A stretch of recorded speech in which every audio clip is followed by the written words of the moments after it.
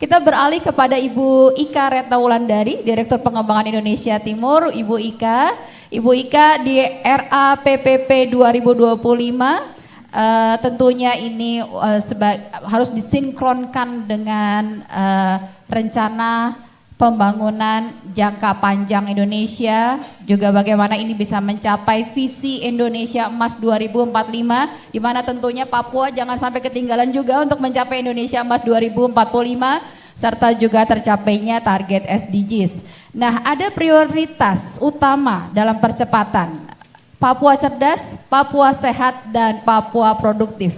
Bisa diterangkan Ibu, prioritas itu kenapa 3 itu yang kemudian menjadi prioritas untuk pembangunan di Papua, Bu?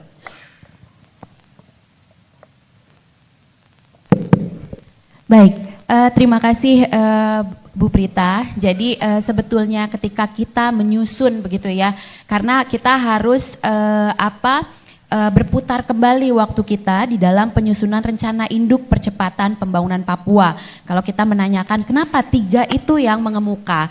Nah, ini dilihat dari tadi juga kita sudah membaca dari paparannya Pak Mendagri, juga data-data yang disampaikan di mana memang indikator-indikator pembangunan di tanah Papua ini masih mengalami tantangan, dan utamanya mengerucut pada aspek indikator IPM, indeks pembangunan manusia, yang memang kalau kita lihat perkembangannya mengalami peningkatan namun belum secepat itu. Nah, artinya apa? Memang kita perlu menelaah apa yang menjadi akar masalah pembangunan di tanah Papua. Jadi ketika kita menyusun rencana induk percepatan pembangunan Papua, kita melihat sebetulnya data-data, faktanya seperti apa yang menjadi penyebab akar masalah pembangunan, karena kalau kita bicara IPM, tentunya kita perlu membreakdown lagi dari aspek pendidikan, indikator-indikator umur harapan hidup, kemudian rata-rata lama sekolah, kemudian juga dari aspek kesehatan begitu ya, dan juga dari aspek ekonomi. Nah, ini semua dibedah sehingga kita melihat bahwa yang paling utama dan yang paling prioritas untuk didorong untuk di tanah Papua ini adalah kesehatan, kemudian pendidikan, dan juga ekonominya. Nah, kenapa? Karena tentunya dari aspek pembangunan manusia ini, kalau manusianya cerdas, kalau masyarakat Papua cerdas, masyarakat Papua sehat, otomatis nanti harapannya masyarakat Papua produktif di dalam membangun nanti wilayahnya. Jadi prinsip dasarnya seperti itu. Kenapa kita perlu membangun dari aspek sumber daya manusianya terlebih dahulu. Nah, ini menjadi penting Bapak Ibu sekalian, karena ini merupakan modal dasar yang paling utama di wilayah Papua tentunya. Sumber daya manusianya yang perlu kita perkuat, yang perlu kita tingkatkan sehingga nantinya menjadi modal utama untuk percepatan pembangunan ke depan.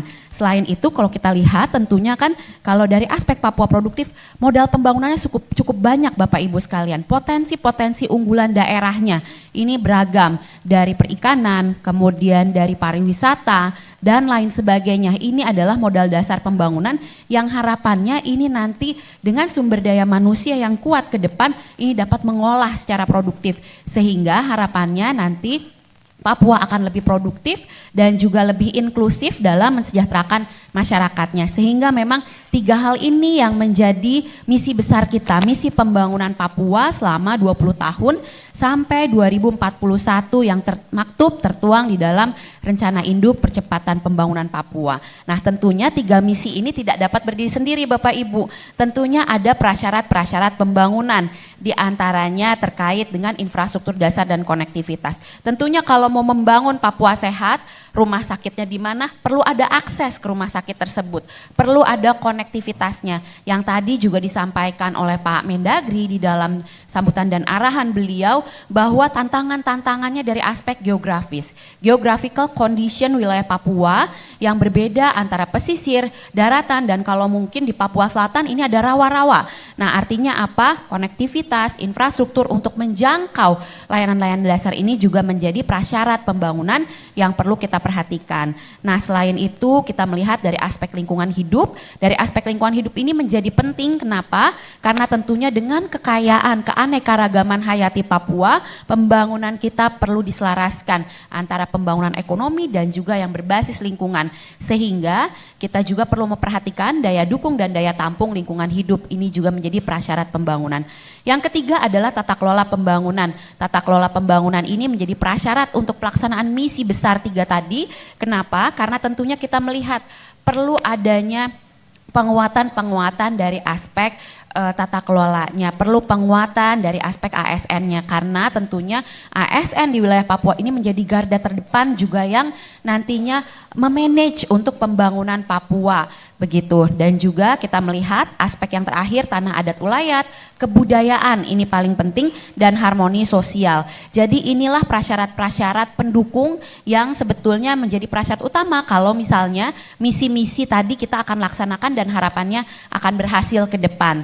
Tanah adat ulayat ini tentunya menjadi aspek yang tidak bisa kita tinggalkan dari aspek kebudayaan dan juga harmoni sosialnya.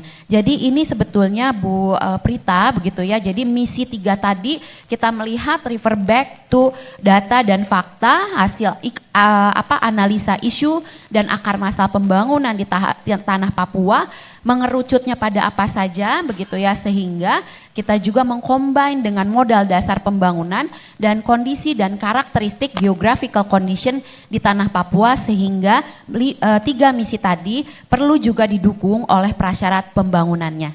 Jadi itu dasarnya.